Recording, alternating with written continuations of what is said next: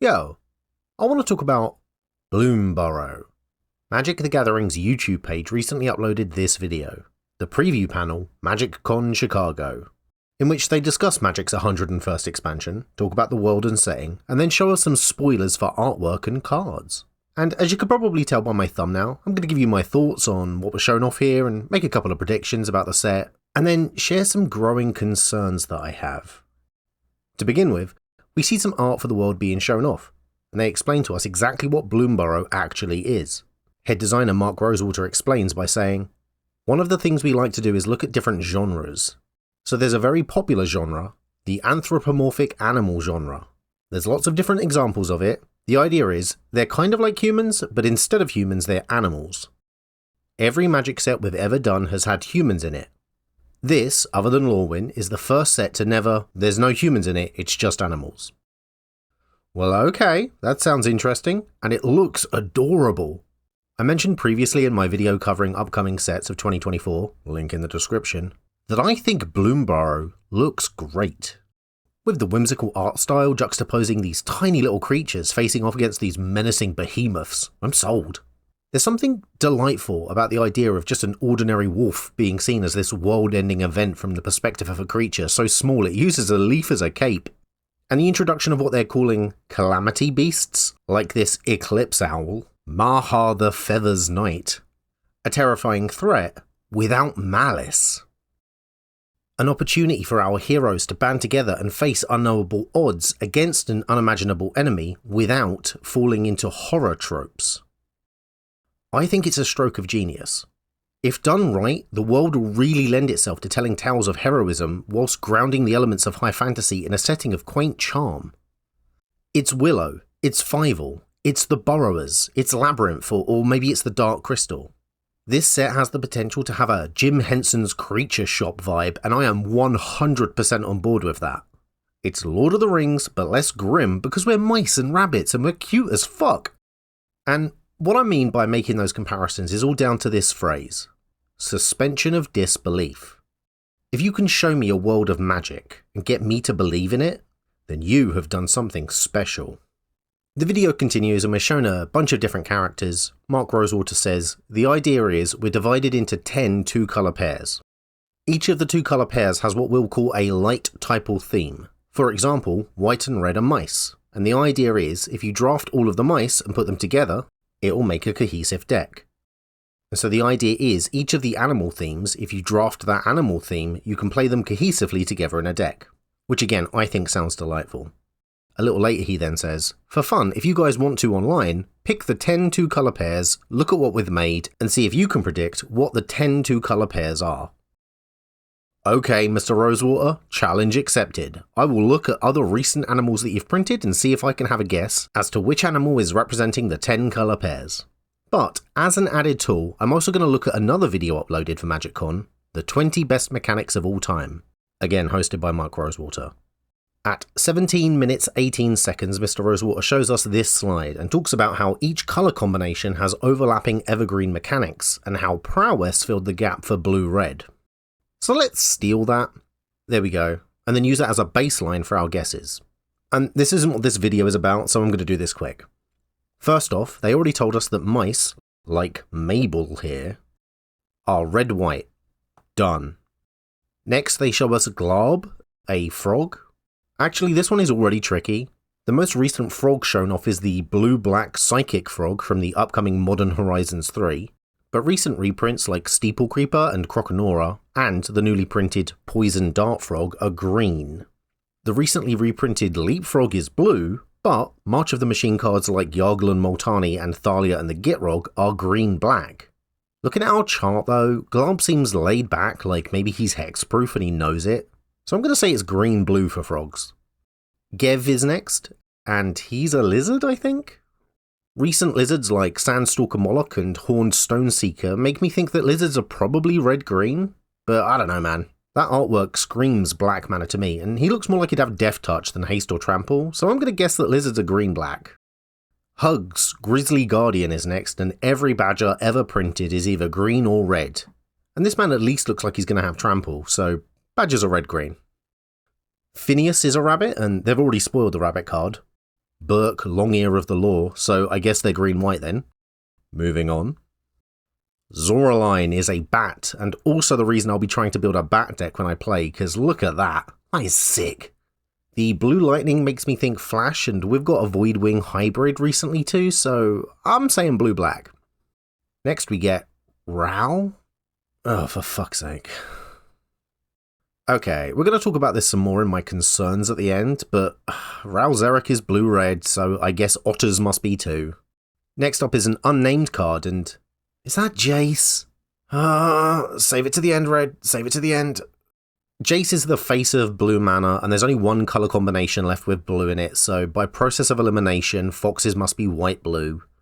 And then, for the last two, we're not actually shown what the creature types are, but judging by these Bloomburrow mountains and that creature's distinctive tail pattern, I'd say that's a raccoon.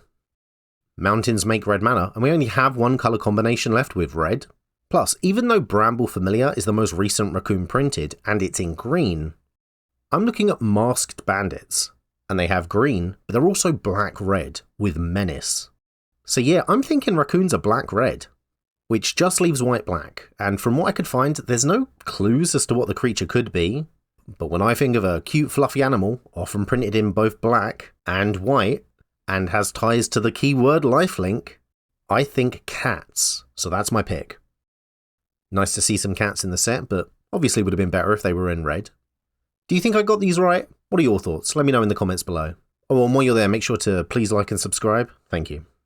Anyway, that's not all of my predictions though, because during that Mark Rosewater video, the one we got the colour pair keywords from, at a later point when he starts talking about why changelings needed to be added to the game, he says, so this is back in Lorwyn in 2007.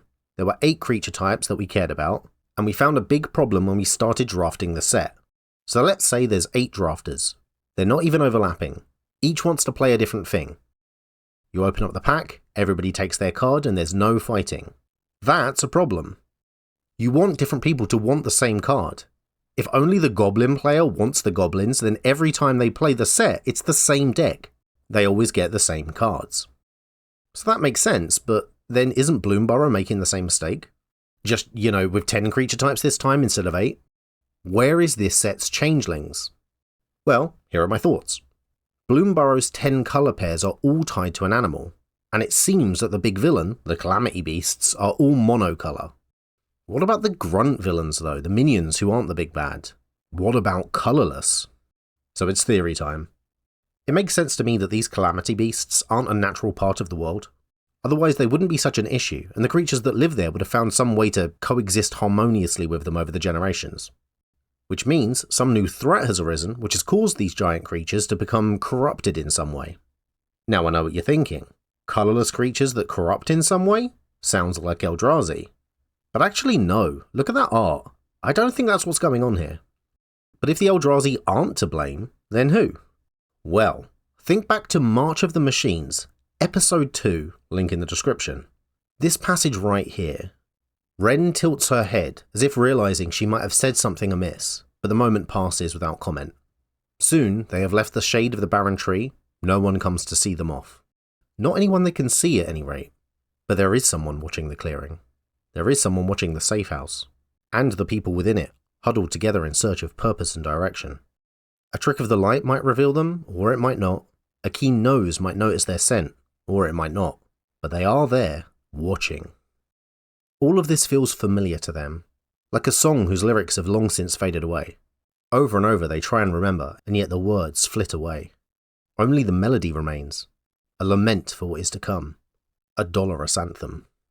The Watcher is not alone, there are others too, seeing yet unseen. The Watcher asks one of them, "What is it we're seeing? Why are we here?" The answer comes like the trumpet of war horns.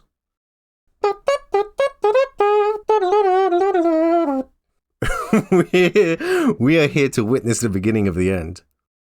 As far as I'm aware, these invisible, shadowy, gribbly men, who I'm henceforth going to call Gribbles, still haven't been explained. But my theory, whoever they are, they're colourless and they're here to cause ruin and destruction upon the world.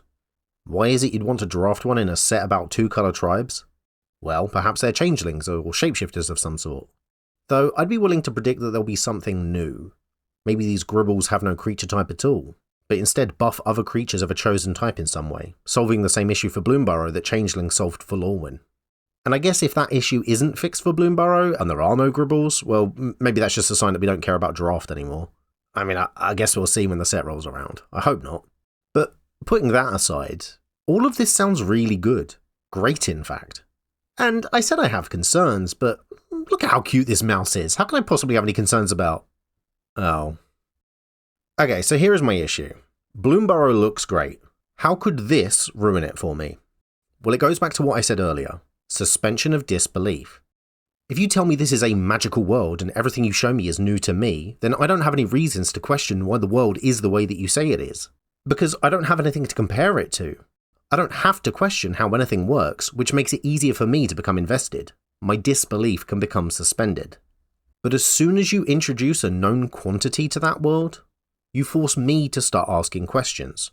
The obvious ones, like why is Jason Ralzeric there? How does that tie into the greater story? Why have we never heard from this plane before? It's a weird place, you'd think someone would have mentioned it. Does Bloomburrow not have planeswalkers of its own? I mean, if so, why weren't they in War of the Spark? But if not, then why not? Which already starts to rob Bloomburrow of some of its charm. Like how Kaldheim ended up being little more than a building block for the Phyrexian arc rather than an interesting plane in its own right. But worse, look at it. This makes me ask more questions. Why is he a fox? They said in the panel that humans that travel to Bloomburrow become animals. Okay, so if the animals leave, do they become humans? Would all of the animals become humans or only some of them? Is it a Goofy and Pluto situation? Some of them are animals and some of them are people? And why? What's the distinction? Like, questions like this suck. I don't want to be forced to be thinking about them. It breaks my immersion. And worse still, why is Jace their size? Did he shrink? Why? And if not, does that mean that all of these cute creatures are actually fucking human size? A tiny little mouse is adorable. One that is the same size as you is fucking terrifying. Questions like this don't just rob the world of its charm, they break it in half. Goddamn. So that's my thoughts, predictions, and concerns over Bloomburrow. Let me know in the comments below what you think. Why the fuck did they go to such great lengths to introduce Omen Paths? Wizards of the Coast went out of their way to despark Planeswalkers so that they weren't the focus anymore. Somebody explain it to me. Why is Jace here? Thank you very much for watching this video, and thank you to my patrons whose names are on screen now. I'd also like to thank the sponsor for this video, me and my Patreon page, where you can get your name credited on screen too. Check it out in the link in the description below.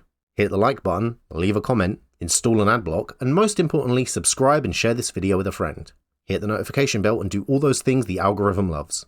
If you agree or disagree with any of my points, or if you want to see me do a video on another subject, which isn't about anthropomorphic Jace, let me know and I'll see you next time. Because during that Mark Rosewater video, the one we got the color pair keywords from, not color pie, the one we got the color pair keywords from. Because during that Mark Rosewater video, the one where we got the color